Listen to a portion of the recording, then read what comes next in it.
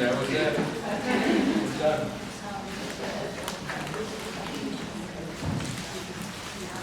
Welcome, everybody. Thank you for making it out. I heard traffic was kind of bad. Sorry about that. My name is Sydney Zeicher, and I am the director of the Safe Community Institute. And Andy is here.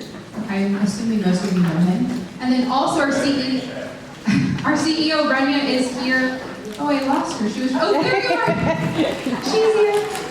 Thank you so much for being here today. We're going to go over so many things, but this is open for questions. There is no question too small or too large. Please ask. We are here to help educate on the way a bill becomes a law, as well as some of the bills that have already been filed for this legislative session. And then we'll hear from special guest Allison Steele in a little while about how she got involved in getting a bill passed. So we're going to start with Andy now that you just sat down.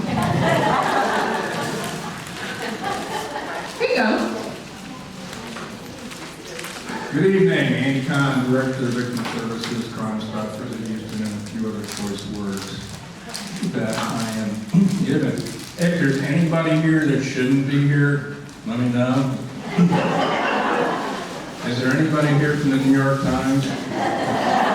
I'm saying that for the record. There's a reason. Anybody here from the Houston Comical? Oh, we're taking that Chronicle. Sorry. Good. Now I feel much better about all this. Anybody here strictly for dinner? All right, I'm going to ask everybody a quick question. How many people in this room know who your state representatives and state senators are? Really? Okay, you. Who?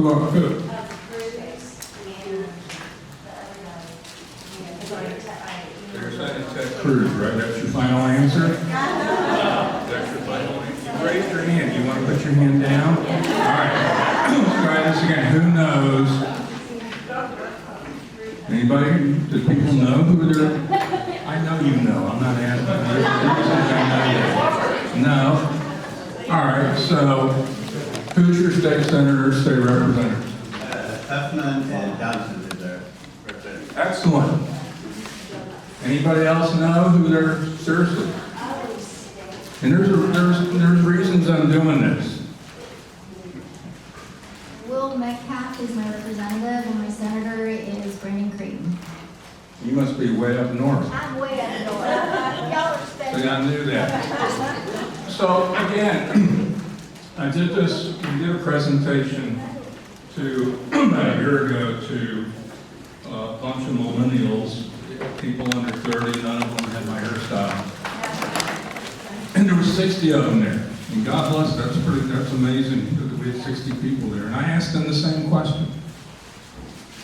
Nobody knew. Somebody did finally say Ted Cruz. No, and then finally somebody said Lizzie Fletcher. And I said, no offense. And I said, God bless you guys for being here. But you just proved my point. You don't know who represents you at the Capitol, do you?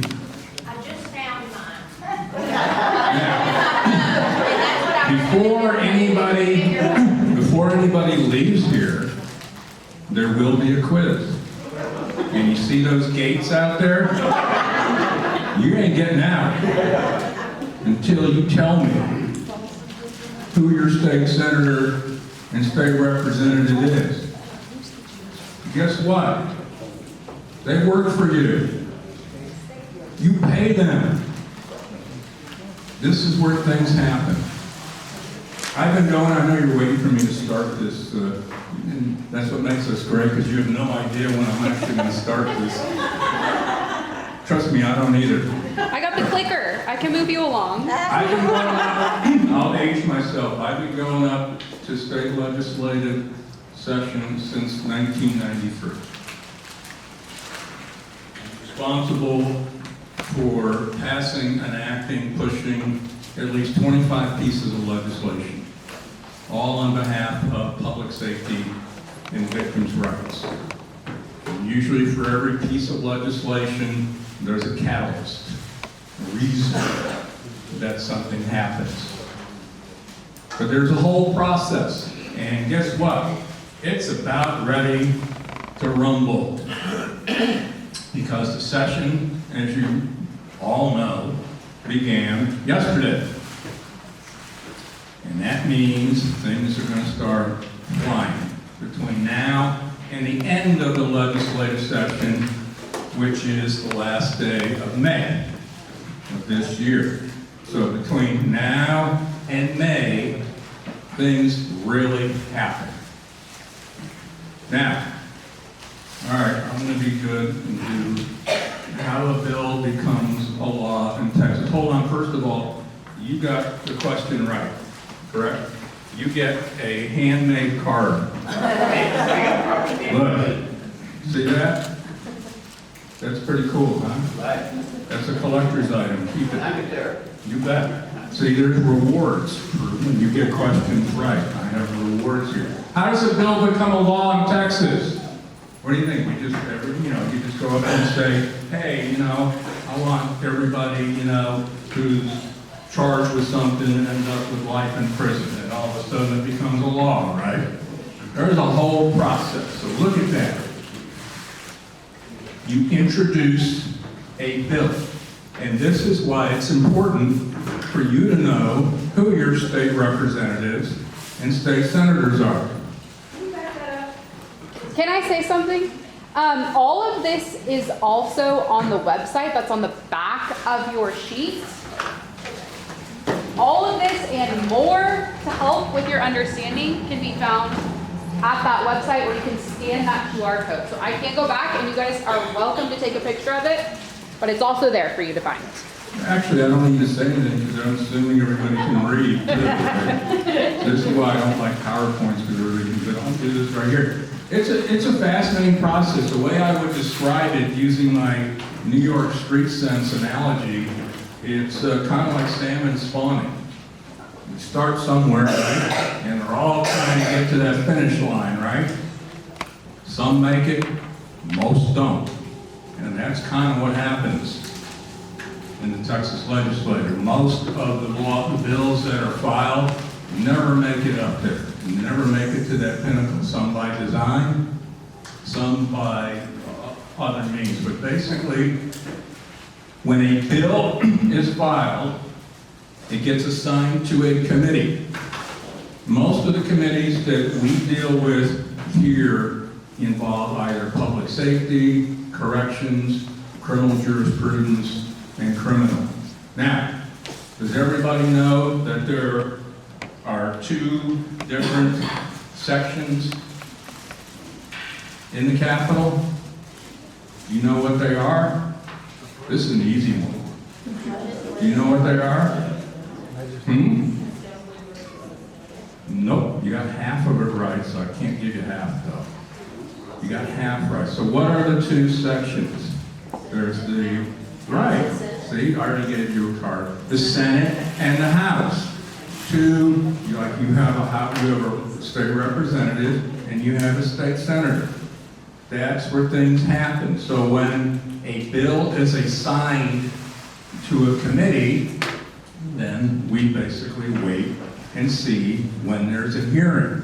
Now, because I have all this great experience, I will fill you in on the realities of everything. When a bill gets assigned to a committee and they schedule a hearing, we're lucky if we can get 48 to maybe 72 hours of notice. You don't get the luxury of saying, oh, okay, this bill is going to be heard February the 9th today. No. This happens quickly, and it happens by design.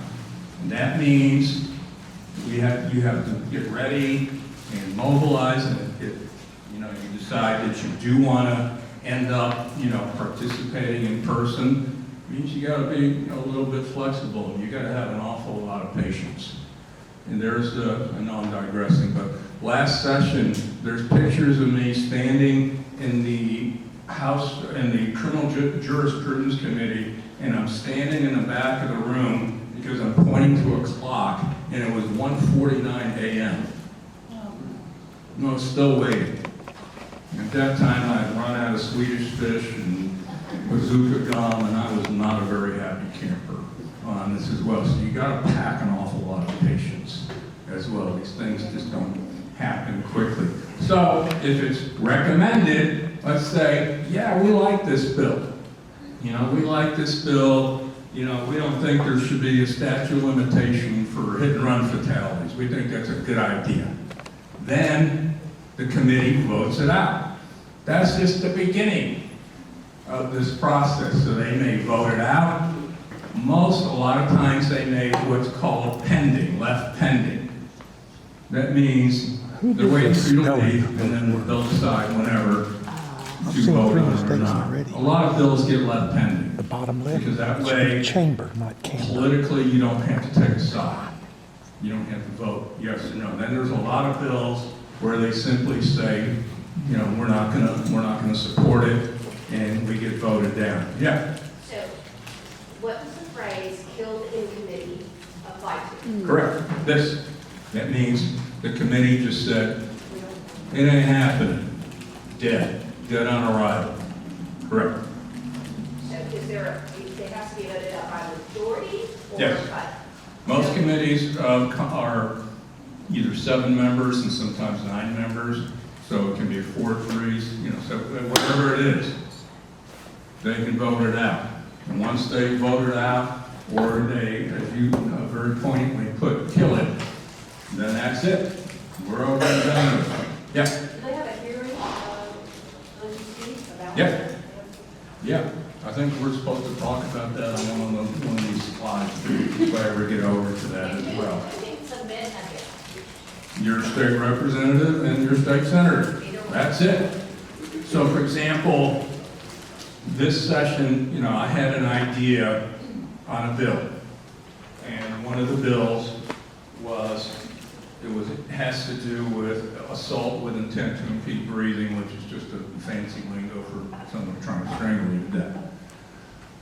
Every person that comes up for parole in the state of Texas has to be reviewed annually on that bill. For whatever reasons, it's not classified as a violent offense, which makes little sense to me. So most of the time, nothing makes sense to me. So I approached our state representative, Lacey Hall, and I asked her if she would sponsor a bill to allow the parole board to have discretion. And that's a key word. Just like in any other violent offense, not to review from 1 to 5 years. So that bill will eventually get filed. And that's how it works. It's best if you contact your state representative and who represents you. You're a constituent, and they have to respond to you. Now, the time for filing bills is generally, it's already started, but I'll give you an example, because today is really kind of like the first full day. You know, there's over 90 bills that were filed today. And between now and the first week of March, it's gonna be like the floodgates are gonna open with bills. And you're gonna learn how you can actually see every day what bills are filed. You also can learn how to code and look for certain words and languages as well. The bill has to get passed by both committees, the House and the Senate. So if the House votes it out and the Senate says, no, I don't think so, it's not going to go anywhere, it's done. Both have to vote it out. So that's how it goes. Like I told you, like you said, there's a lot of hurdles. It is not easy. You know, and if you ever, how many people have been to the Capitol, Austin, during a legislative session? Get an idea. Okay. So most people in this room have never been. You know where the Capitol is, right? It's an easy one. Good. That should be easy to get to. It's you know, as I like to say, when you go up to a legislative session, first of all, your first inclination is you're going to wonder how we became a state, because it's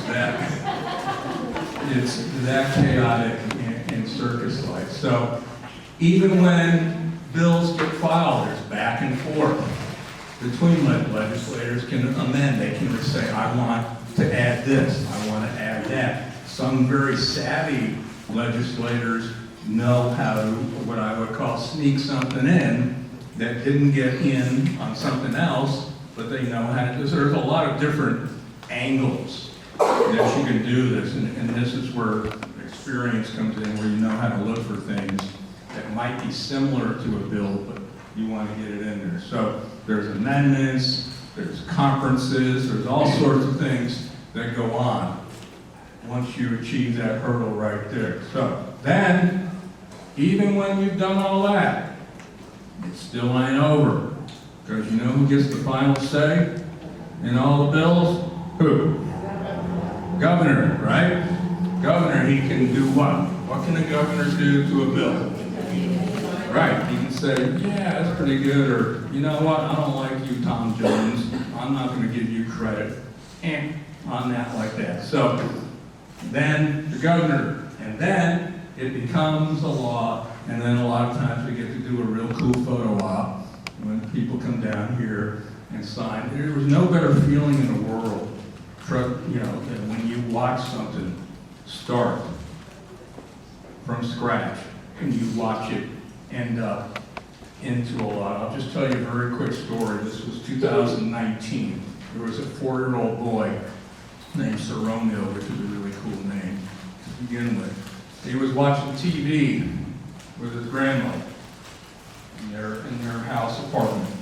There were gunshots, street fight. One of the bullets struck him.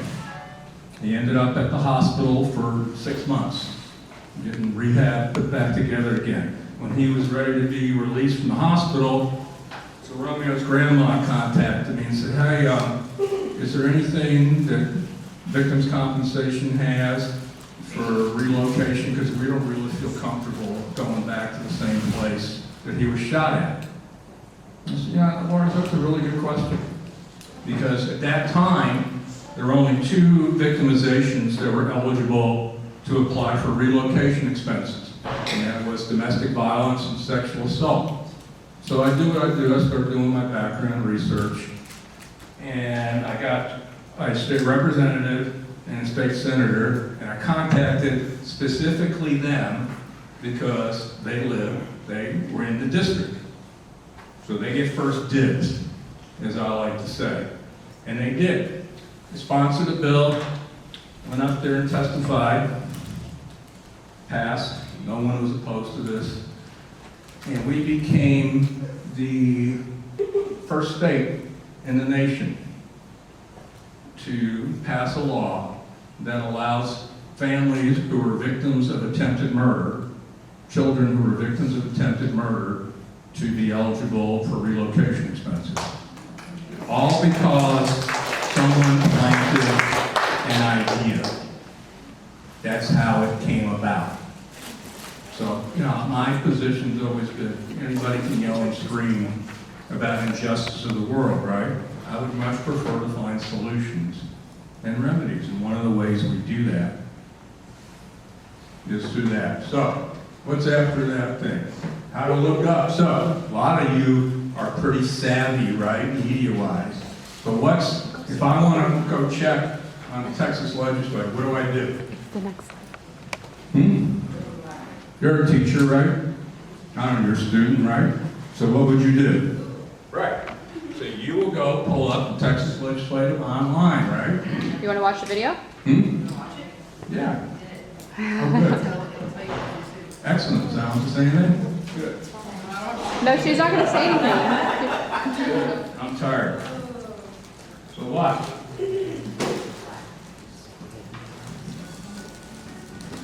For more information on a bill, go to capitol.texas.gov, where you will be directed to the home page. To look up a bill, make sure you click Legislature 88R-23, and you can either look up a specific bill number or a word or phrase if you are unsure of the actual number. For this example, we are going to look up bill number HB 165. You will then be directed to a few different tabs. Here you will see the history, which gives you more in-depth information about the bill. You can then click the text tab and find a PDF version of the bill where you can read through. You can then click the Actions tab, which you will see right now is just filed, and then once legislation is in session, there will be more information. You can click the Author tab to see who has introduced and when that was filed. You can then click the Captions tab, just read some more information, and then the bill stages will actually show you how the bill is proceeding during the legislation. Right now, we can see that it only has been filed, and the rest of the stages have not been reached as they are not in session.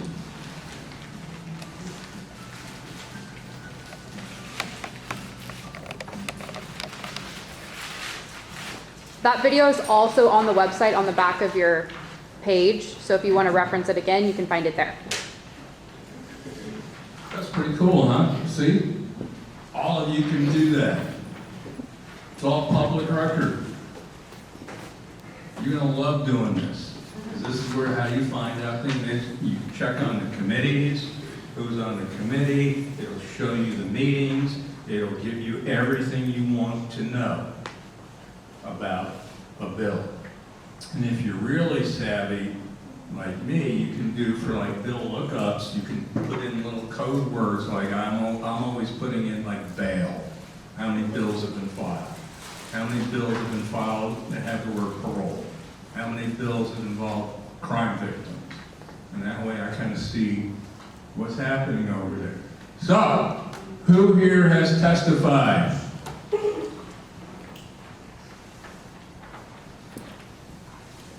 What was that like? Tell everybody. Stand up, introduce yourself. You're a veteran now.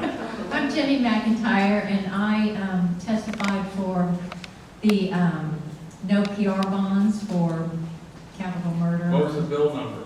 SB 6 or SB 6, you're right. Okay, I got it. Yeah. I was so nervous. If I can do it, anyone can. But it's very enlightening to see and very empowering. I felt great after I did it, and it passed. So I was very happy. And I'm sure So you're batting 1 for 1, that's 1,000, right? So every bill you've testified on is passed, right? This is it, right here, remember that. You can testify. How do you do that? You have to do it in person. There's no Zoom or you gotta go up there if you want to testify in person. Now, you can testify for a bill, or if you're really dastardly like me at times, you can testify against the bill as well. 2 things, so you can do that, or you don't have to testify, okay? If you want to voice your support or against a bill, you can simply register, check off for, not wish to testify. So, for example, in the bill that Jenny was talking about, those who were in favor of allowing offenders charged with offenses to get what's called a PR bond or personal recognizance fund. And I'm going to tell you what, I'll go off the chart here, imagine that. I respect the opposition. Now I'm going to tell you why. The opposition, for a lot of the things that we're for, they're well-funded, they're organized, and they show up, and they show up in droves. So for example, Jenny was testifying to prevent offenders from getting PR bonds. There were over 100 people against it, or organizations, and they're there. You know how many of us were there in support of this? How many? 7. You were close. I'm going to give you, you got a card. Who wants a card? You were close. So, 7 of us. And of the 7, I think 5 were actually from Crime Stoppers. That was it. And like I said, I respect the opposition because they're there. We struggle to get people to either get up there and get off their duff and do that. So that's why it's important. David, you've testified on the good time bill, right? People were there in support of that? A handful. More than this room, I would probably say, or pretty much close to that. So if you're not comfortable with testifying, you don't have to, but you can still sign in and voice your perspective one way or the other. Yes, Kev? Is there a limit on how many people can testify? No. It depends on, sometimes some committees will put a limit on your time because trust me, there's some people there that are on another planet at times that will go on about stuff that you don't have a clue what they're doing, but they'll go on and on and on and that. So it depends on each committee, on the chairperson of the committee. Sometimes they'll limit it to 3 minutes as well. And would you suggest that you have as many people testify as possible for it, or? I would. It's like anything else. If you see people that are there, you know, people are reactionary. That's just the nature of the beast, and a lot of it just depends on what the bill is as well. I used to do a workshop called Victim Advocacy, Legislation, and Use of the Media, and how it's all tied in on getting these issues out. So, yeah, you can testify. So, we're actually going to show last session on Senate Bill 6, Teresa Seck. Teresa Seck's brother was murdered. Patrick Aiken was murdered by a defendant out on 7 felony bonds in Harris and Fort Bend County. He was on an ankle monitor in 2 different counties. He's now charged with, he was on bond, multiple bonds, multiple bonds. Now he's in custody on murder.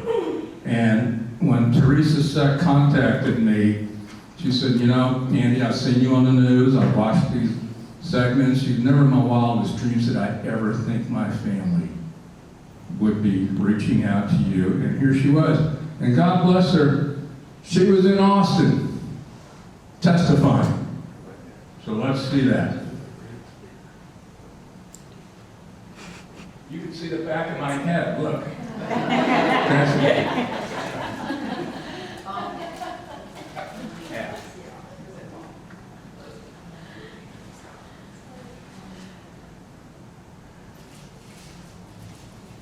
Hey, I know that poster.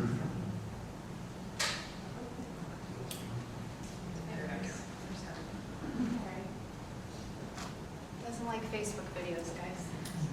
Is this happening? It's This is Caitlin Fry, by the way. Caitlin, is this Hello. happening? Yes, it is. You like her glasses? I think they're really cool. I've been calling her like governor all day. For the Senate Bill There we go. 6.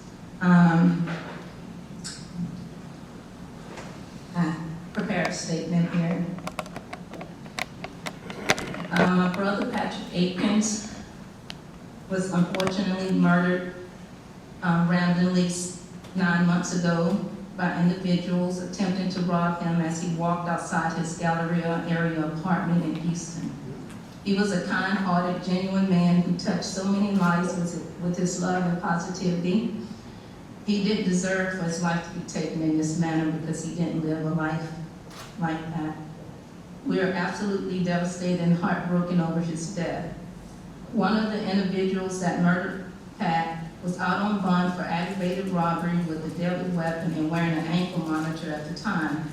Within the year prior to my brother's murder, from October 2019 to September 2020, this offender had 4 active cases, 3 aggravated robberies with a deadly weapon and 1 evading arrest, all of which he committed while out on bond in Harris County. This violent offender was allowed to be free to go on to take Pat's life and commit 2 other aggravated robberies with a deadly weapon that occurred after Pat's murder. This judge had 4 opportunities to keep this repeat violent offender in jail, but instead she thought it was best to continue to give him bond after bond. This judge, who has been on the bench for only 2.5 years, as I understand it, has given bond to 8 offenders who were charged with murder while out on those bonds that she paid them. What happened to my brother could happen to any one of us. It doesn't matter who you are, your socioeconomic status, your race, your party affiliation, political party affiliation. We are all at risk of becoming a victim of these repeat violent offenders that have been let out on multiple felony bonds. The victims and cases will continue to pile up unless we act now. Because of the rise in violence and violent crime, I don't feel safe inside my home or outside my home. This is a matter of public safety. So I ask you to support Senate Bill 6. Thank you for allowing me to share my story and my support for Senate Bill 6. Thank you. Thank you for your testimony, and we're very sorry about your brother, and our condolences. It seems that Senate Bill 6 is trying to address those type of situations that you accept and describe, so that we don't let out people who are already out on bond on other felonies. Protecting the public is important. Thank you, and I thank all of you for your support, and especially you, Senator Huffman, for taking up this issue. It was very important, and I appreciate that. Thank you for being here. God bless her for doing that. She took the time. Yeah. Who was the man that spoke to her after she finished her comment? Senator Hinojosa. He's very good. He's always been very good with us as well. But that's pretty much how it goes. You go up there. There's sometimes you'll get questions from the members. Most of the time, if you're a victim of crime, they're generally not going to question you.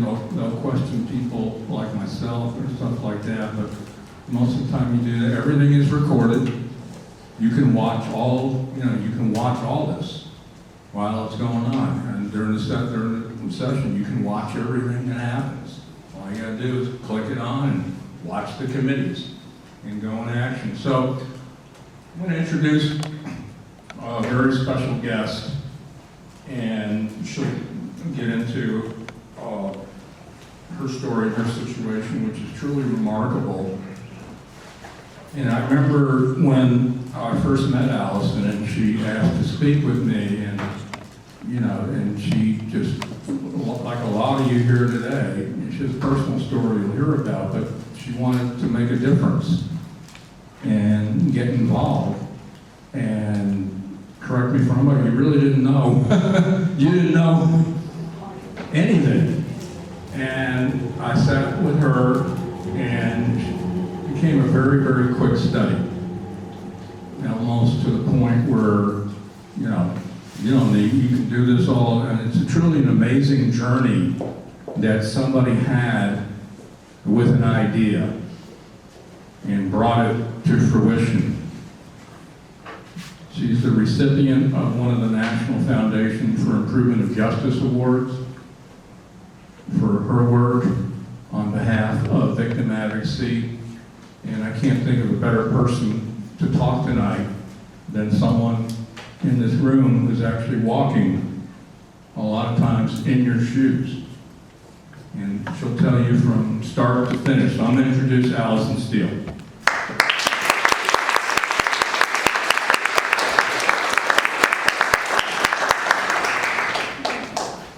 Thank you, Andy. And I want to give a very special thanks to Ms. Rania also. Where'd she go? She's in here somewhere. Anyway, it was Ms. Rania that introduced me to Andy back in 2019. And of course, on my opening slide here, you will see our favorite rock star front center. That image to the far upper right there is from our House Committee testimony, and Andy came up to support us in that effort, and we were very successful, as you'll see. But I want to position ourselves here. I titled this presentation "Lessons from a Mom," but what I'm going to do tonight, for time reasons, is I'm going to start by focusing just on the lessons that I've learned from a personal standpoint. After the 2019 legislature, it was so complicated, and Andy will confirm, and he's given you a sense. It's like drinking from a fire hose, you know, the old proverb, going to the legislature. I didn't know a thing before making this effort. And as soon as the session was over, I was like, I gotta write all this down. I gotta make a seminar or something because there's so much information.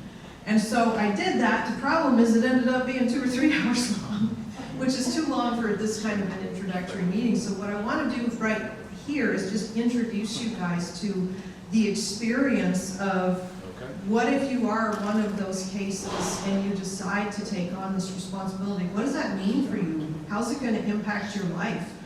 Because you have to know what you're getting into, or frankly, it's kind of sort of going to drive you crazy. So let's get going here and see if I can get my clicker to work. Yes. Now, first and foremost, I do get a tremendous amount of credit for this legislation, which is the Clear Alert legislation. I'll explain the scope of it in just a minute. But the fact of the matter is that if you're like me and you try as an individual constituent to do this kind of a thing and make this effort, if you don't have good, strong legislators in your corner, nothing's going to happen. We were very fortunate in that we were able to attract some senior legislators and some very effective people. And importantly, you're going to hear me say this, you know, if we do put together a subsequent type of seminar where we talk about, okay, let's get into the real nitty-gritty of the strategy, not just personal level, but, you know, testimony strategy and lobbying strategy and all of that mountain of information. You're going to hear me say, and I'll say it now, the best way to succeed in Texas politics is to not be political. You have to kind of set aside everything that you hear on the television and all of the stereotypes that we get shoved into our awareness from, you know, certain news organizations with a slant one way or another, because it's not about that, especially at the Texas level. A little different at the federal level from what I understand it, but at the Texas level, it has a lot to do with cooperation. And so what you see here, we had 5 joint authors in the House, and people love this image. What do you see? You see 5 smiling faces, born, making eye contact. You see men, you see a woman, you see black, you see white, you see Republican, you see Democrat, right? Everybody's on the same page. This was one of probably my most successful image I put on social media, and I didn't even try to get attention with it. I was just saying thank you. But, you know, this is what people want. They want cooperation and collaboration. And so, you know, people would see this on social media and they're like, HB, what is HB 1769? What is that? I don't even know what that is, but I like it, right? I like it already just from looking at the image. And so without legislators in our corner, you know, there's only so much we can do. It's not likely to be a success. The Clear Alert basically is an adult style alert, like an Amber Alert, only for adults. That's the most important thing to remember about it. I obviously was motivated by the murder of my daughter in late 2017. But right from the start, we knew that this kind of legislation was far larger than one case, and there's a whole story behind how we came up with the name and whatnot. But it's also important to remember that, you know, it is a multi-victim namesake law, and that had a lot to do with the success of it and the potential for it in the future, I think. All of those namesake victims, by the way, Andy and I did not coordinate on anything we're going to say tonight, but you're going to hear some overlap. They're what we call catalyst cases. And I see some familiar faces here tonight, but I actually see a lot of unfamiliar faces as well. And I'm not sure how many of you have been touched by violent crime. I know some of you have. But a catalyst case is a particularly awful type of crime that really grabs the public's attention and it just doesn't let go. And here you see some screenshots of some news coverage on two of our Clear Alert namesake victims, Shanti Billy and Aaron Rios Castro. And you'll notice 4th anniversary and then another reference over here to 4 years. 4 years after these crimes, these murders were committed, this is still front page news. And that's the nature of a Catalyst case. They have tremendous ability to capture the public's awareness and staying power. You know, I had no idea when we started this that this was even a thing. I guess I just didn't pay attention or whatever. Now, if you decide to get into advocacy the way I did, you have to understand from the very beginning that you're taking a major leadership role, and the only way that we can be successful as leaders is if we prepare. Preparation is everything. This is my favorite quote here on the issue of leadership. The 3 essentials: humility, clarity, and courage. And you're going to hear me using those words through this presentation. So let's dive into, that context and what this means. So, okay, let's start at the very beginning. Something really, really bad happened. Your loved ones paid the price. We legislate when things go wrong very often, well, in the criminal context, almost exclusively. When everything is okay, there's no need to make any legislation. So many legislative bills do create law enforcement tools, or they respond to problems within the system. But right there, as soon as I start opening that can of worms and unpacking, what I tend to get from people is some pushback, right? And a lot of people immediately recoil when I say, okay, let's just start talking about it, and maybe you have a situation, maybe you have a Catalyst case where you can develop something if you want to. And they're like, whoa, whoa, whoa, no, I can't do that. You're smart, you can do that. I can't. I just don't have what it takes. And that's wrong. When I started this effort, I think I had been to the Capitol twice as a tourist. I mean, I knew it had really nice architecture and it smelled really old. I'm a science and technology nerd. I'm not this isn't my thing. I literally knew nothing. And it's intimidating. It really is, because you go to the Capitol, you're surrounded by extremely well-paid lobbyists and a lot of people who know exactly what they're doing, and they can just run circles around you is what it feels like. But you have to remember that this system is your system. It belongs to all of us. It's not just for the high-paid lobbyists. So this is my favorite image. See a teeny tiny plate and kind of like, oh, I don't know. But, the way to deal with that, drinking from a fire hose and that overwhelming feeling is just to break it down into little pieces. And it is manageable. Crime Stoppers is here to help you guys if you decide to take it on the same way that they help me. The resources are out there, and it is doable. You can tackle it if you decide that you want to, if it's right for you. Okay, so having gotten that inhibition addressed and out of the way, let's say that in your situation there's a potential solution that can be legislated, and you decide to either be the leader or you're going to be heavily involved with the leader and you're going to, make that effort. The first thing you have to do is be clear about what that decision may mean for you. It is your right to participate in the system, and if you have been a crime victim, you have been stripped of pretty much everything that was important to you. So this kind of activity, this involvement, does have the potential to be somewhat restorative if you look at it the right way, but it also comes with personal costs. And the way I encourage people to look at it is to take 5 different considerations or factors, into account as they're deciding, do I want to go for it? Number 1, you have to look, if you are a crime victim, especially if you're a murder, you've had a loved one who's been murdered, as we have, you have to look at your own capability and say, can I do it? I mean, am I ready? Am I ready? You're not a failure if you decide it's not your time. Okay, one of the saddest things that I've ever had, I don't see any of them here this evening, they know who they are, but they've come up to me and said, gosh, what you've done is just amazing, it's wonderful. I haven't accomplished nearly as much, and I feel so bad because I feel like I'm not doing any justice to my loved one the way you've done to yours. And I'm like, stop, okay? You can't do that to yourself. This may be your path, or you may have another path, or maybe you're just not ready, but you can't be, it's not fair to yourself to beat yourself up like that, okay?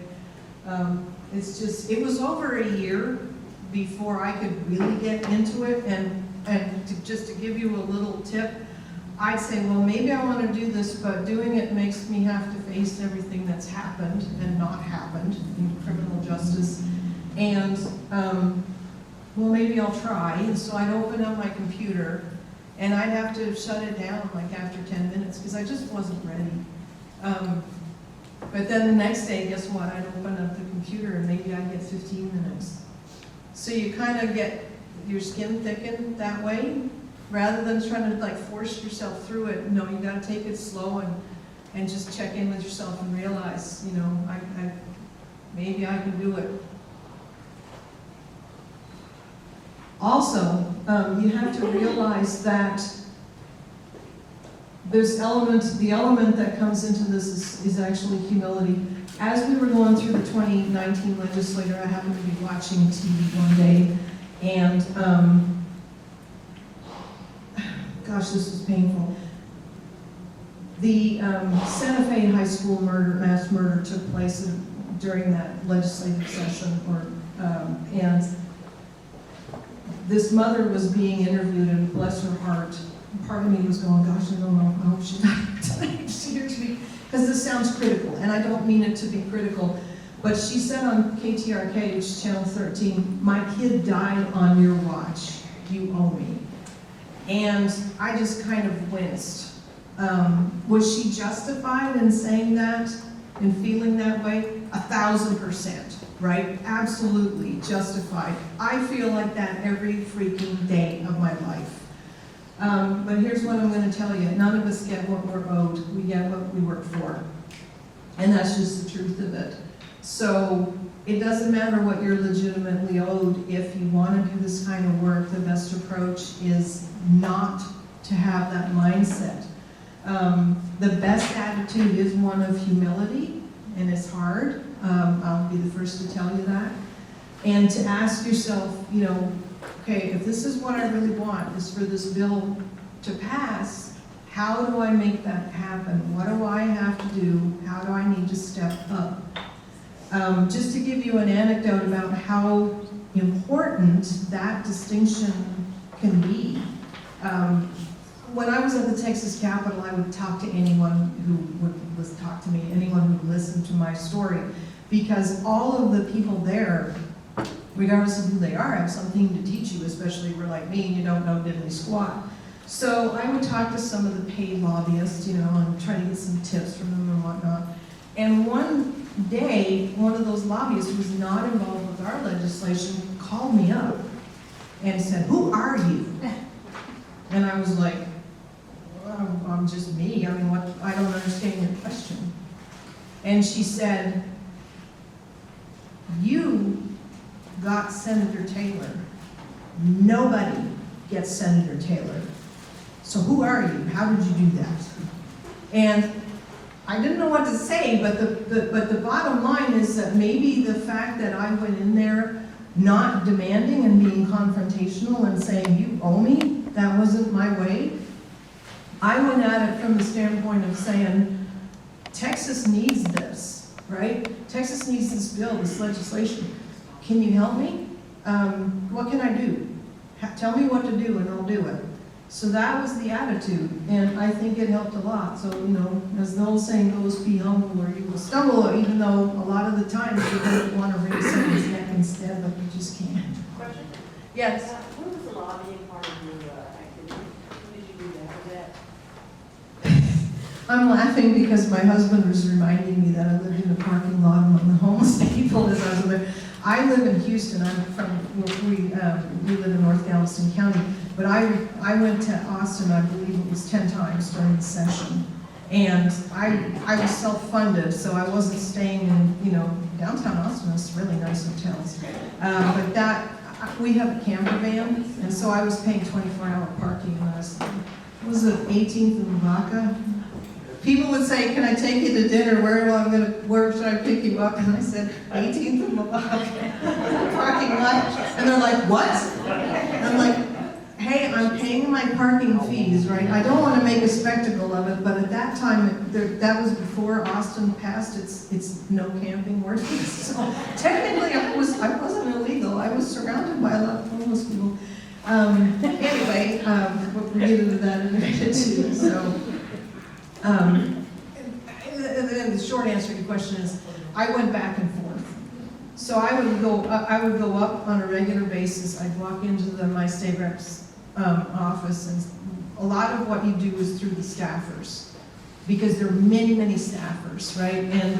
And they're all serving one mind, representative or senator. So I'd walk in and I'd say, I'm back.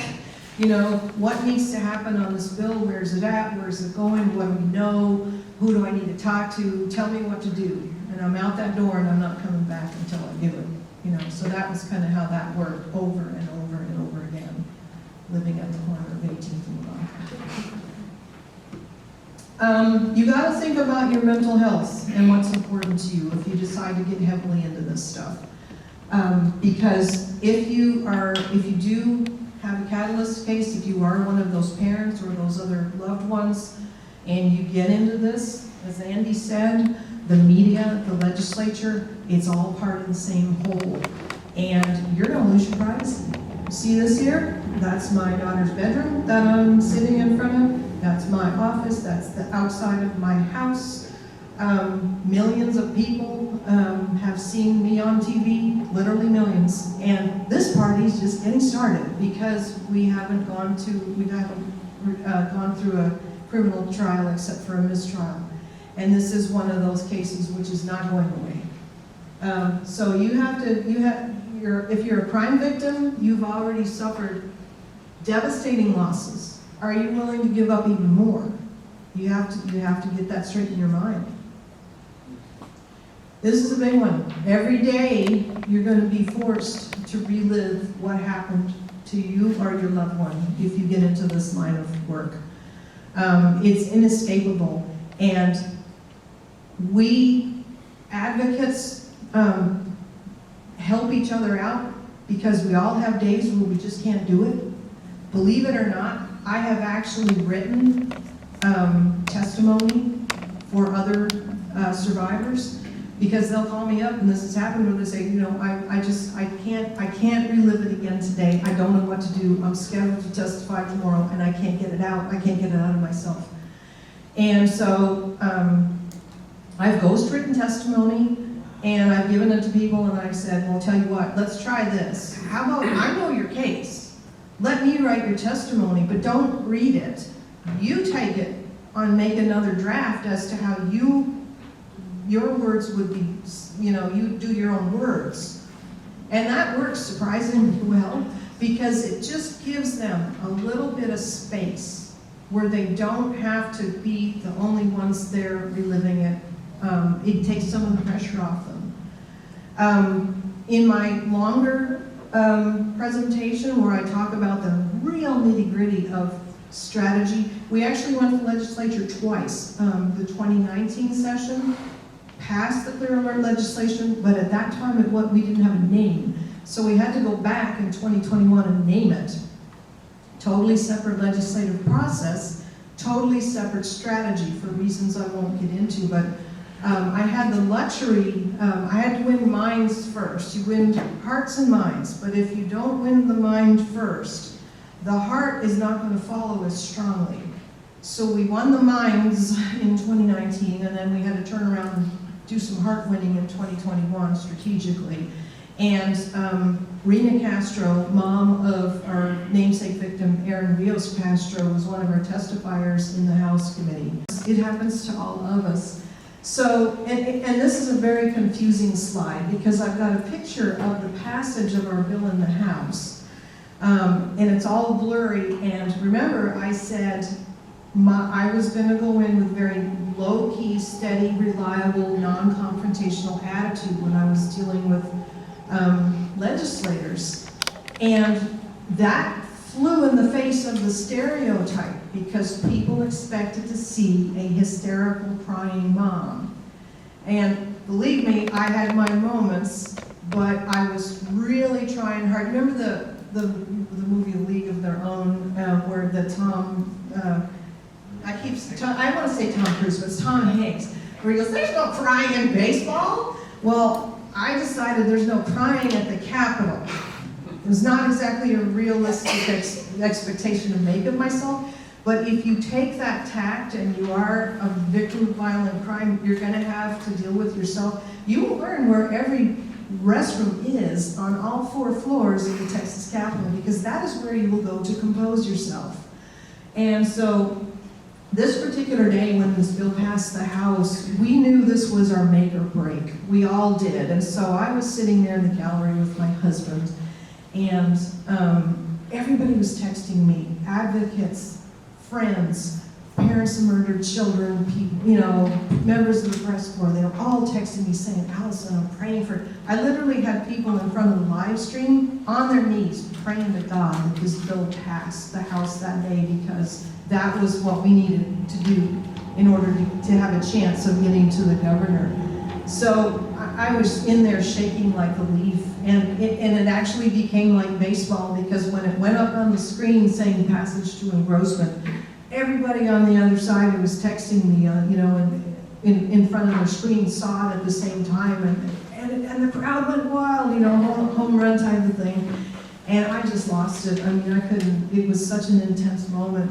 And I ran out of the House gallery, all the way around the rotunda to this teeny tiny little ladies' room. And I have a point here, let me just get to it about the trolls. So I'm in my stall, shaking like a leaf, trying to pull myself together. And you know, it was almost unbearable. And at the same time, I'm remembering all those people who were mortally offended because I wasn't the hysterical, crying mom, right? And I got comments like, "Well, something wrong with you. Your kid's dead, and you don't even seem to care. It's like you're the ice woman. No wonder your kid's dead. Any kid would be dead with a mom like you." That's what trolls do, right? And so I'm sitting in this stall, just composing myself, and it feels like crazy town. And I kind of, you know, in those moments, you ask yourself, what did I get myself into? How did I even get here? So anyway, that's a hazard that you have to be aware of. There's a lot of weird people out there. And the legislature brings them all to the surface. Okay, second factor that you need to consider is one of sheer logistics. Guess what? Democracy does work, providing you can support yourself while you're exerting your rights. Now, I'm very fortunate in this respect because I have the world's greatest husband. And he is the primary breadwinner, and he was supported. There's no possible way I could have done anything that I did if I didn't have the husband I have, and I wasn't able to rely on him completely. I just wouldn't have had the freedom. Did you record that? It's on tape. I'll send it to you. Yeah. If you make the big time effort like I did and you know nothing, you can count on it being hundreds of hours that you're going to need to spend. And organizations like Crime Stoppers, and I had 14 other nonprofits who were also pitching in a little bit of work, they all help, but it comes down to what you do, and if you start from zero, it's a long, long road. So you have to be really clear about, you know, can I actually take on something, or do I need to pace myself, or do I need to set limits? Your faith, is it unshakable? There's a screen grab from Twitter. At one point I had a whopping 74 followers. No matter how important your legislation is, Nobody's gonna believe in it or be as passionate about it as you are, and some of that comes down to sheer practicality.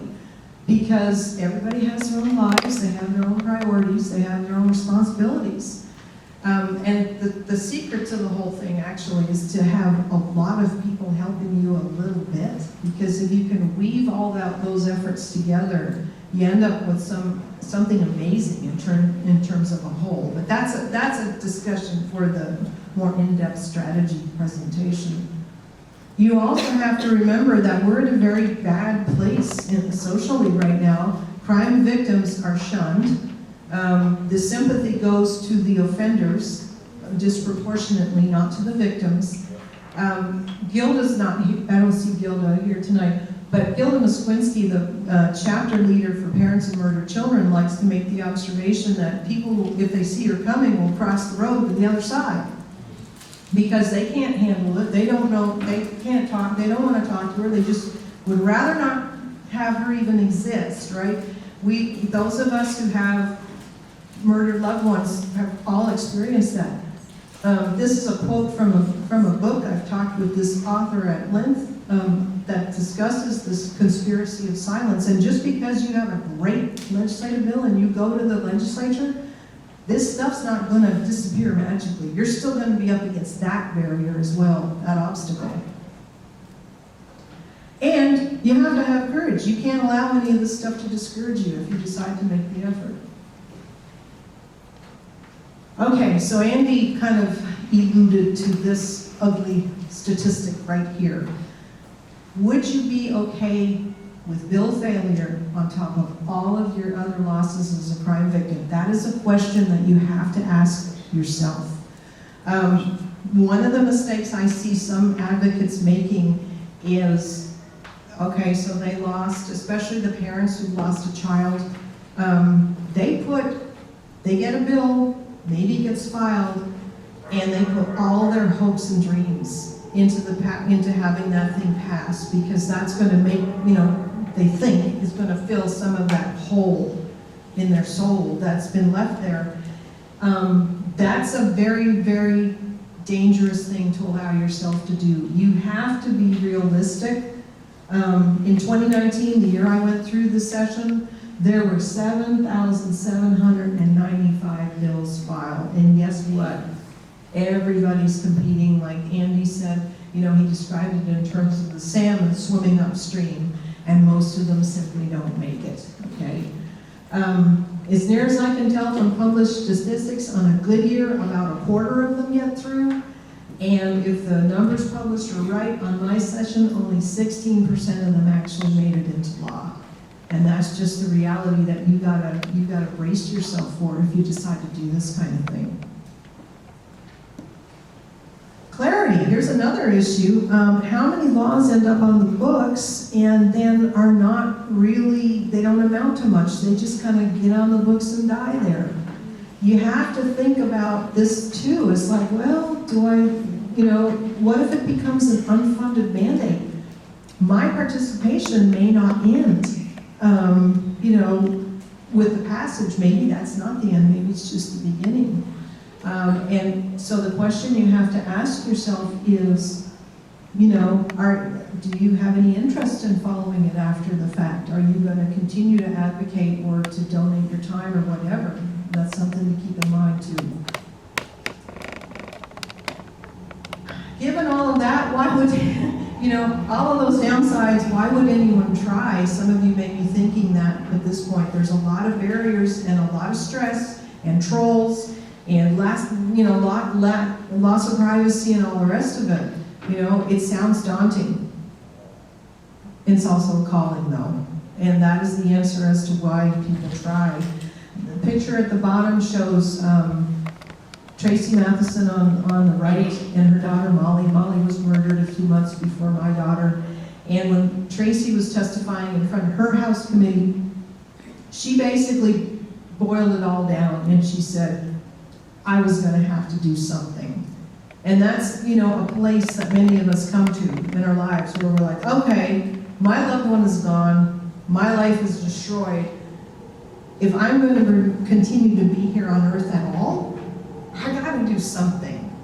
And so this is one of the things that I chose. Everybody has their own reasons for having it be a calling, you know, spiritual, religious, secular, whatever.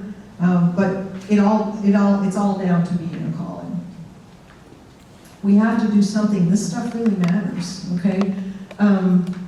This is another quote I really like. The dead cannot cry out for justice. It's the duty of living to do so for them. That's kind of a restatement of proverb I have right here. Speak for those who cannot speak for themselves. This is a form of justice. It's not the only form, and it's not even necessarily the most important form. But in our case, you know, our daughter has not received criminal justice yet. Civil justice? Nope. Social justice? Not really. But I'll be darned, she did receive legislative justice through this method, and that matters, okay? That's important. It's important to me, and it's important to Texas. My additional motivation, and this is something I encourage each of you to do, look for that thing which is the upside for you, even if your bill doesn't succeed. I highly recommend that you do that just for your own sanity. In my case, I was shocked. This was our first encounter, you know, with the criminal justice system, the murder of our daughter. I had no idea the way any of it worked. And I was shocked and horrified to learn that kidnapping is so underperceived and underprosecuted. It's like it doesn't even exist. And so I thought to myself, well, maybe my bill won't pass. I have to be ready for that as a possibility. But if I can at least raise awareness and get this whole issue into, you know, the public's mind, I've at least done something. And so here's a quote from one of the newspapers that interviewed me. The very fact we have no adult alert implies that adults don't really get kidnapped.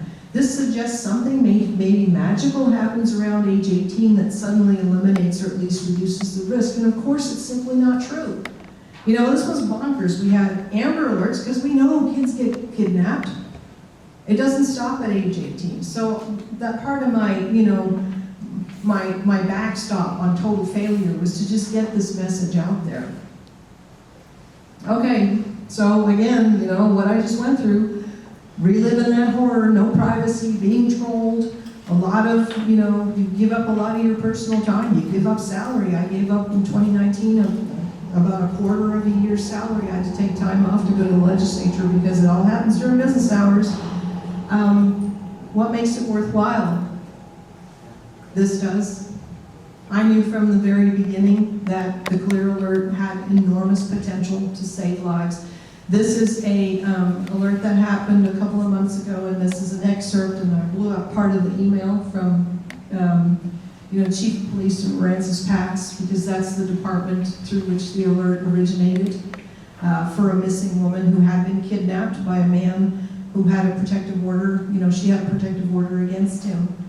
And, you know, one of the things I encourage people to do too is you have to look at this type of experience of going to the legislature and trying to do this kind of thing you have to look at it within the context of your whole life, not just the pain in the moment of, you know, being trolled and losing your privacy and, you know, being an amateur in a professional's world and all of that stress.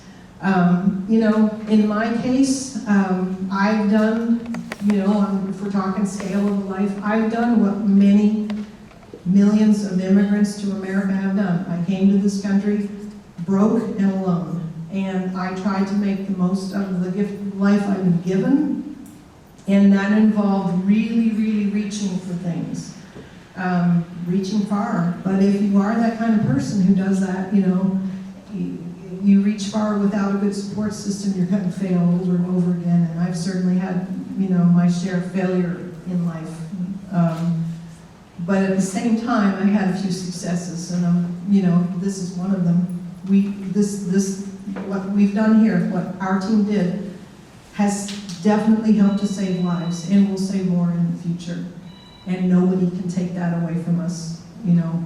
So that is important. And this as well. There's no crying in baseball. every time there's an adult goes missing and there's a vehicle involved, that case becomes eligible to be put up on all of the DMS signs. These are called dynamic messaging. TxDOT operates them. And you may have seen these around Houston. So every time a clear alert goes up on the DMS signs, I take the day and I drive all around Houston and I look at all the signs because part of my daughter is up on that sign. And it's just a little part, but I want to spend some time with it and share that because it's important, and even if it's the only part of her that I still have left. The C in that word right there, it stands for Kaylee, and that makes it worthwhile. So anyway, there's no crying in baseball. Recapping the 5 considerations then. I'm sorry. What was that again that stood for your daughter? I didn't see it. The Clear Alert, the acronym CLEAR stands for Kaylee, Delisa, Aaron, Ashanti, and the rest. It stands for Coordinated Law Enforcement Adult Rescue, but it also symbolizes the letters in their name.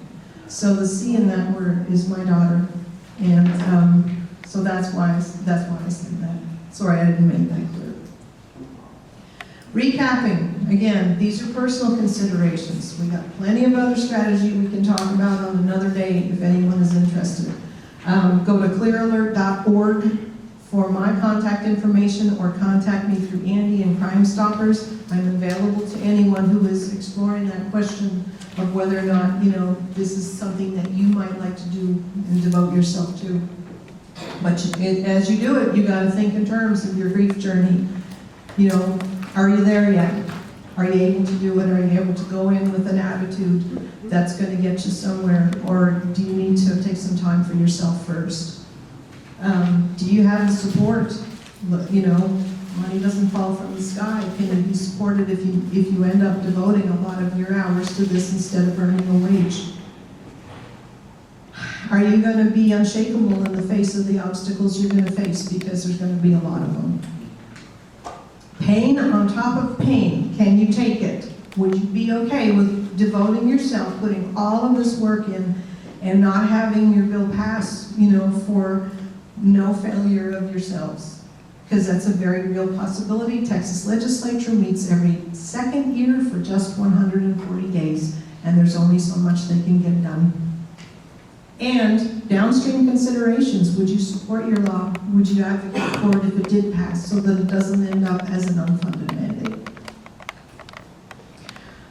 To close, I'd like to show you a couple of very short videos, and Cindy's probably going to help me with that.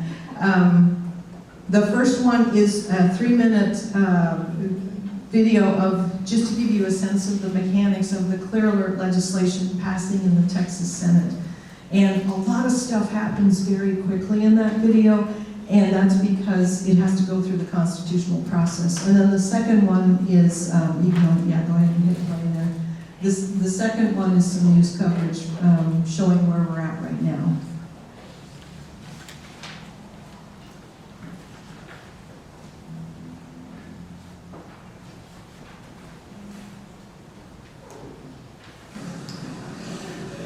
Senator Taylor, you're recognized to suspend the regular order of business on House Bill 1769. Thank you, Mr. President. Members, House Bill 1769 establishes a statewide alert for missing adults that are in imminent danger or have been kidnapped or abducted. This legislation was followed the request of one of my constituents. Since establishing the Amber Alerts for children, the state has expanded these alerts to include seniors, law enforcement, and persons with intellectual disabilities. Currently, there is a very large portion of the population for which there is no ability to issue a public alert. My constituents, Allison Steele and her husband, Lawrence Balin, are here in the gallery with us today. If y'all would wave at us. Stand up, yes, please. Thank you.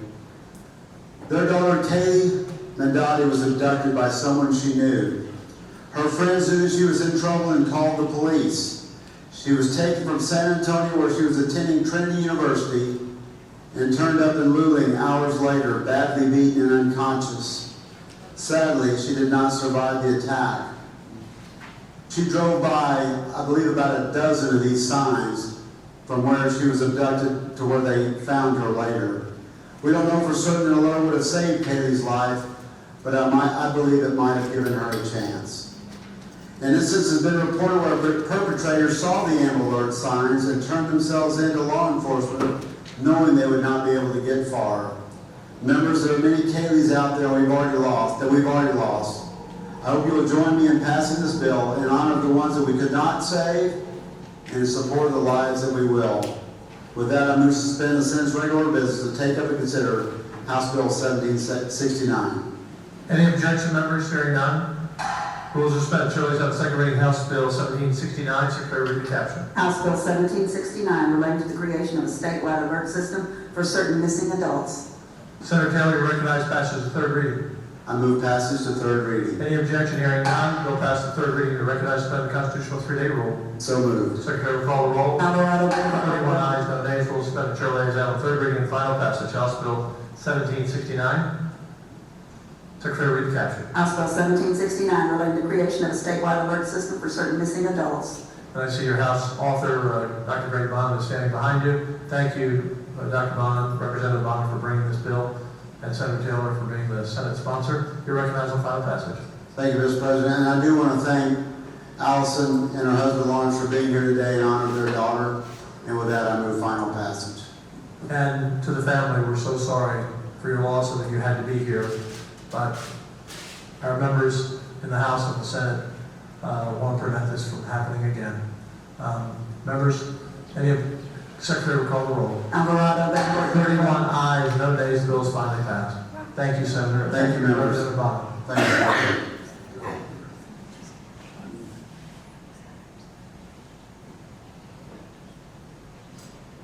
Jason Landry, a Texas State University student. Right now, they're searching for him. Search efforts resumed this morning. Police found his car. No details surrounding the family still does not have answers.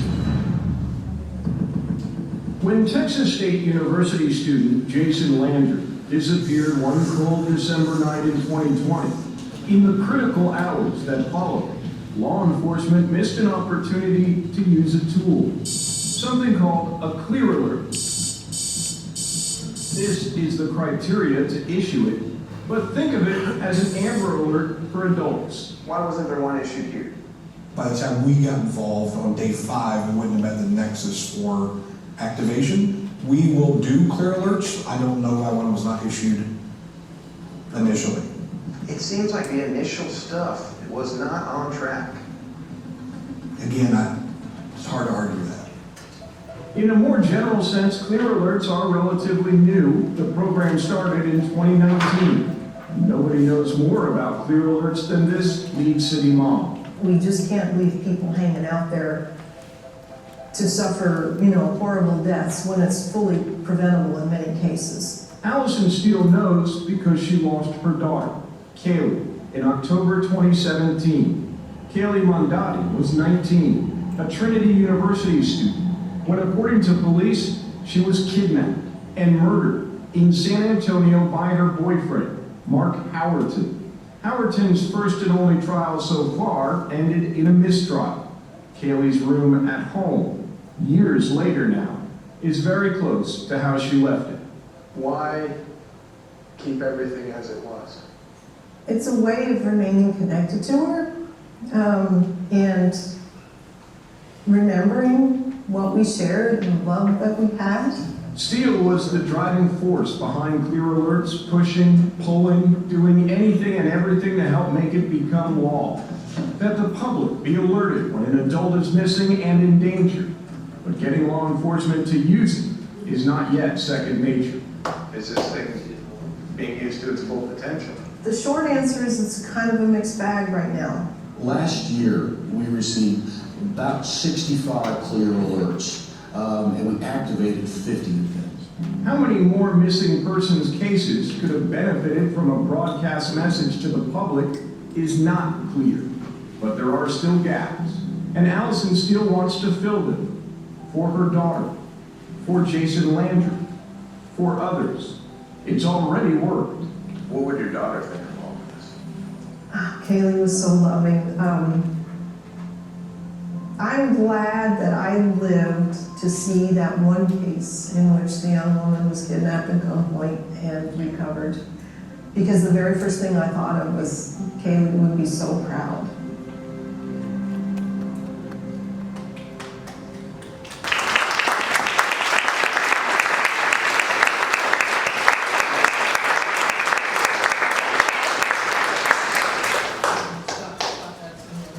Does anybody have any questions? Yes? Did you have any kind of organized group against this bill? Oh my gosh, that is a complicated question. You heard the Lieutenant Governor say 31 eyes, no nays. Those were some of the sweetest words I've ever heard. We didn't have legislative opposition, but we had issues with other people wanting to kind of, because I was a nobody, right? And so there were people, I'm sorry.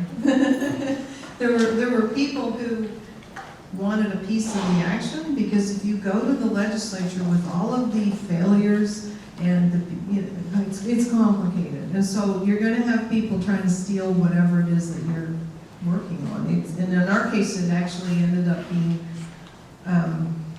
a difficult situation to manage, frankly. But we did manage it, especially with the help of DPS. And so that's a whole strategic story in itself. Credit. Take credit and actually take our bill and make it into something that they wanted, basically. Because who am I? I'm just a mom, right? I'm not, if you go as an individual and you're self-funded and there's not a lot of power behind you, you're pretty vulnerable. It is like Andy said, salmon swimming upstream, right? But it's kind of like sharks. And you got to be really careful. Anytime that you start to achieve something and someone else is not achieving it, you're going to be a target. It's ugly truth. Any other questions? No? If not, again, please reach out if you guys are, want to discuss anything personally, one-on-one. Could I do this? I take those calls all the time. And thank you so much for your testimony.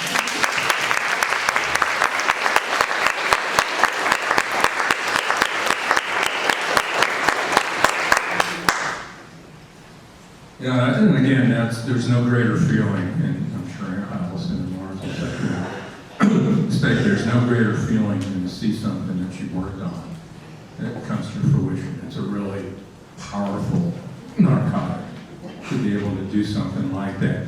And like Allison said, in her case, it's hard, especially the first time. Getting a bill passed the first time is difficult.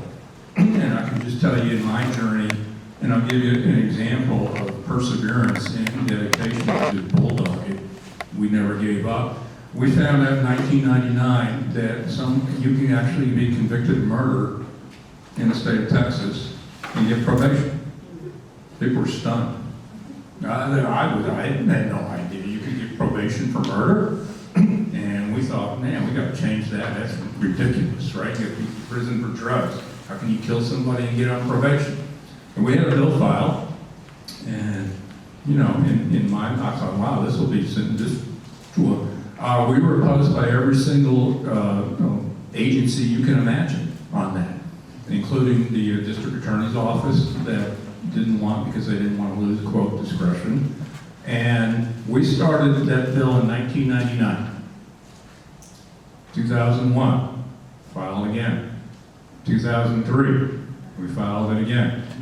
2005, we filed it again. 2007, filed again. 2009, filed it again. 2011, the 12-year mark, 7 legislative sessions. We kept coming, and God bless State Representative Scott Hochberg at the time. Because Scott Hochberg could have easily said, hey, you know what, this just isn't happening. We've tried. But he kept filing it, and we kept pushing. 12 years later, 7 legislative sessions passed. it passed. You can't get probation for murder anymore. Sorry if anybody had any inclination of doing that. Sorry, you can blame me. You can't get probation anymore. But that's because we kept coming back. The system's designed to knock you down. It's designed that way. And it's how quick you bounce back. And it's like Allison said, if something doesn't happen the first time, you keep coming. And keep coming, and we keep coming. You know, all they can do is tell you no. I've been told no. Very rarely, you know, some of these are nonsensical. It took me 6 years to get a bill passed for no statute of limitation for hit and run fatalities. Believe it or not, at one time you had 3 years to solve a hit and run fatality. Who in their right mind decided 3 years? I have no idea. 6 years, 3 sessions it took us to get it passed. So you've got to have perseverance. Sometimes things don't happen on the first go around. So, what have we got filed so far? This is a very interesting bill, and David and Debbie Schwartz back here actually testified a couple sessions on this. So, this is one of the few times that I will, and others will actively oppose legislation. Now, a lot of you probably saw the news yesterday involving the disposition of Paul Castro's case. David Castro, and you saw what the defendant got, right? 30 years, right? You also probably heard the news that according to state law, he got 30 years, he'll be eligible for parole in how long? 15 years. Well, this bill changes that. And they've filed this several times, and we keep coming back. This bill, right now, would allow violent offenders like the person that killed Paul's son David, to accumulate good time credits to expedite your parole eligibility. In a nutshell, right now, if you're a violent offender and you're sentenced in the state of Texas, you have to serve half your sentence. No good time, no nothing. You get 40 years, you got to do 20, so on and so forth. If you're not a violent offender, as long as you maintain good behavior in prison, your good time credits plus your day-by-day time served makes you parole eligible. This bill wants to include violent offenders with non-violent offenders and expedite parole eligibility. So we go up there and we oppose it. And as we talked about earlier, there's a lot of people up there that will support this, and we're dwarfed on this. So this bill, once again, has been filed. And I don't like, I know it sounds absurd, but I don't like to take things for granted. I don't like to make assumptions. So I like to, as the great immortal Barney Fife said, and Andy Griffith, nip it in the bud. And so we get up there and we do what we can to make sure it never gets out of the committee on that as well. But you know what? They'll be back again, and we'll be back again. So that's that one. House Bill 165 is filed by State Representative Ann Johnson, having to do with mass shootings. Basically, right now, if an offender is found guilty of a felony, the sentence must run consecutively, not concurrently. So you can get convicted of multiple act assault with a deadly with multiple cases. And you can get 30, and basically for sentencing purposes, it just means one sentence. This bill will change that, meaning you get 30 on this, you get 30 on that, this on that, it all gets added up. And the bottom line is, in most cases, if a bill like this passes, you ain't getting out. You ain't breathing free air, period. So that's a bill that we're going to look at. Right now, in Harris County, as a lot of you are well aware of, we have an enormous case backlog. Thousands of cases that are waiting and waiting and waiting. In Harris County, we added in the last 40 years, 1 additional court. 1. Think about how many highway lanes you've added, I-10, to make adjustments. We've added 1, period. This bill will require, as you can see right here, we're about 6 more courts. We need that. And we need your support to get this done. It just doesn't happen like that, so we gotta get people up there supporting this type of legislation.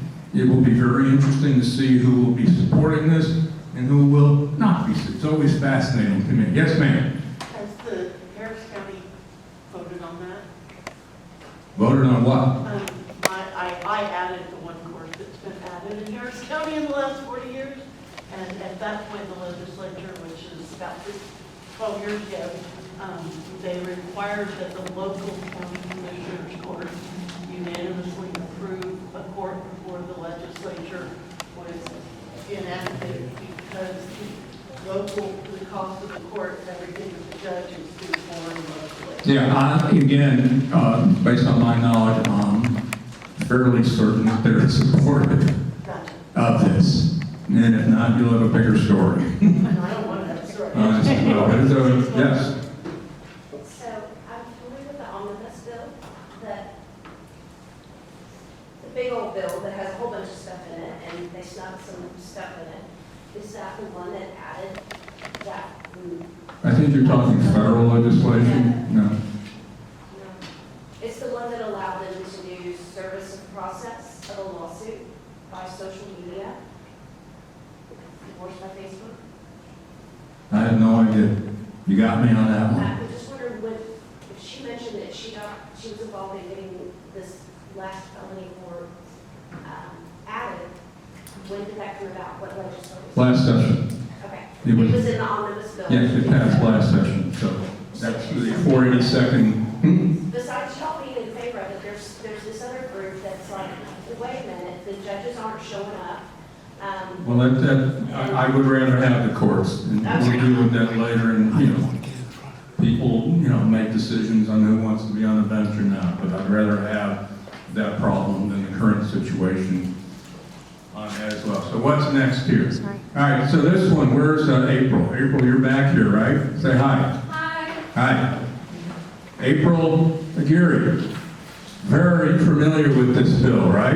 Yes. Yes, because you were one of the main components getting Harris County Commissioners Court to pass a countywide policy that, unbeknownst to most of us here, we had no idea that you could actually get out on bond for less than 10%. Heck, I didn't even know that. I know everything. Obviously, I don't. So. Isn't that what the PR? No, cash bond. Cash bond. So we found out that there were certain bail bond agencies at that time that were basically getting cut rates, 5%, 2%, sometimes 1%, kind of working out payment plans. So we got it changed in county, but of course, I would policy is easy to reverse, and us getting a state law makes it much more, powerful. So this bill will be filed in the House by State Representative Ann Johnson, and State Senator John Whitmire will be filing that in the Senate to make it statewide mandatory that you have to pay a minimum of 10%. So catalytic converter, how many people have had a catalytic converter taken? We all know it's a problem here, right? People have lost their lives. Law enforcement has lost their lives on it right here.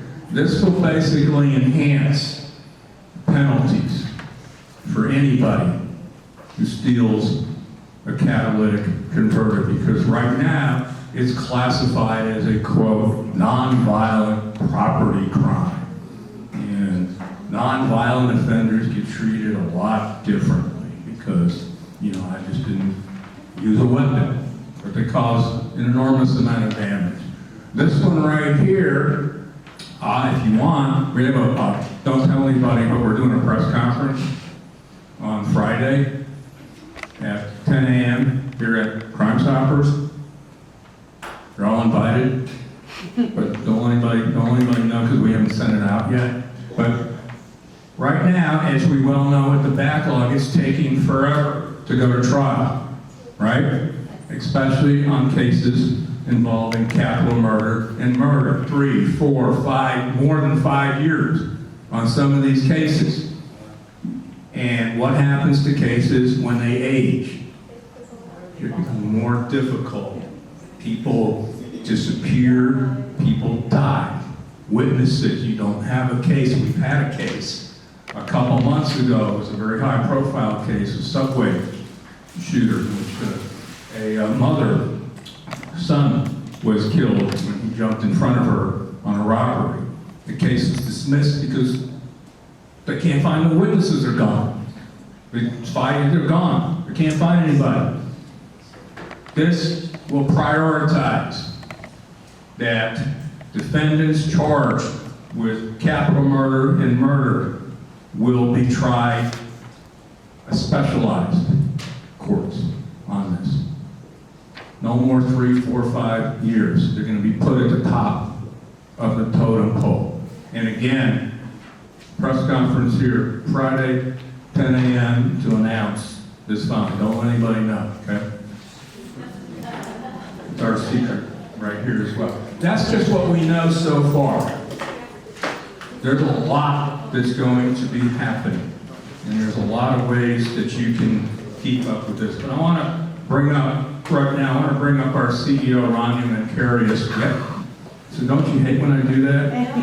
Yeah, you got to come up and say something, because none of this happens without her.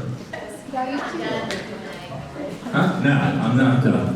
But I do want Ron, because Rania also has been up to the Capitol many times. But if you go to the Capitol with Rania, be prepared to walk. I hate elevators and I make everybody take the stairs. It's a weird thing. I'm also joined by Lindsay Ehrenstein, our incoming chair. So I want to welcome her.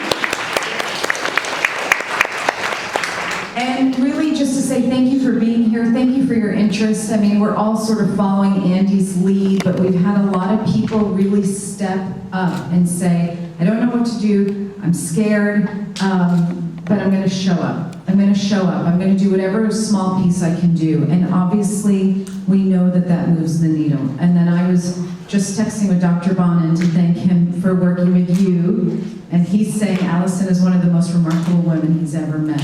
So, you know, the involvement, we do it because we love this work, but we do it because we love each of you, and we hate the stories that bring us to the table and bring us to the House or the Senate, but yet you have to face them and do whatever it takes. So I thank you. There's ways to get involved, as Andy said, but I'll just reiterate, there's always a way to send, you know, to kind of click a button from the comfort of your own home. You don't have to talk to anyone, but your presence is noted. So we thank you for that. Lindsay, did you want to say anything? Just had a quick note that I went to the Capitol for the first time and spoke for SB 6, and I'm so glad I did. And like Andy said, there were only 7 of us there, but man, we felt powerful when that bill was passed. And it's important that they hear your voice. And if you have any questions, I'm always available to help, or even to, you know, Andy has helped write, you know, testimony as well, but we're here to help you, and you don't have to be alone to do it. Thank you all. Thank you very much. Thank you. One thing we've learned is that the cafeteria closes before 6. Bring supplies. And you'll see pictures of me eating all sorts of fun snack foods as well. But you know what? Again, like I say, so how many people here now know who your state representatives and state senators are? Who's yours? Lacey Hall and Joan Huffman. You have to start engaging with them. Legislators respond. You can email them, let them know, hey, let them know. If you want to come up and join us in Austin, it's a lot of fun at times. And the more the merrier. And I think it's the more people see people get engaged, the better we're all going to be as a community. So again, just, yes? How do we know when the Hearings are? Yeah. All right, so I'm going to let Sydney tell you that. Okay, well, you can check on that website if you have these bills that you're specifically looking at, and we'll keep our legislative efforts webpage that is on the back of your sheet updated. So if we notice that something's moving forward, we'll make that notation. And then definitely sign up for our newsletters. If you haven't, you can email us. There's an email on the bottom of this. You can email, and we'll get you added there. So there will be lots of opportunities. We'll try really hard to keep that legislative page as up to date as possible. We got a lot of bills to sort through though. And then all be brought up for, Basically, the majority of the hearings are held in March and April. There'll be a few held in February, but the majority of bills are heard in March and April. That's where things really get going. Plus, there's a really cool place called Haruska's, so it's kind of a tradition, right? Where we all get. do you have a favorite content? Like 1, 2, and 3, are they on these? It's hard to say right now because, like I said, I expect a lot more files. There's going to be some tweaks to Senate Bill 6, adding a few more offenses, particularly involving gun violence, and everybody's talking about gun violence. We have a major surprise for a lot of people to see where they truly stand on gun violence, so just trust me on that. That's like a little tease right there on that as well. So a lot of the bills have been filed, but we expect others to come there as well. So, you know what, it's your state, your city. You know, as I like to say, you know, it's put up or shut up. And as she starts her testimony, you can hear her falter. And I was sitting there and I knew exactly what was happening. She was coming face to face with the fact that she was going to have to relive it again in public, in front of all of these important people. And that's just very, very hard. You can't kid yourself about that. Oh my gosh. Guess what? There's this thing called the internet.